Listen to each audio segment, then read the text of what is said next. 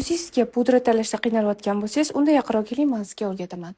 Agarda siz pudrani hali ham to'g'ri tanlamayotgan bo'lsangiz, unda video siz uchun foydali bo'lishi aniq. Agarda yuzlaringizda pudra umuman yuqmasdan barxitni turishini xohlasangiz va bir marta surganingizni o'zi kunning oxirigacha unutishni xohlasangiz, unda Chanel Loose Powder siz uchun bu любой ko'rsaga tushadi.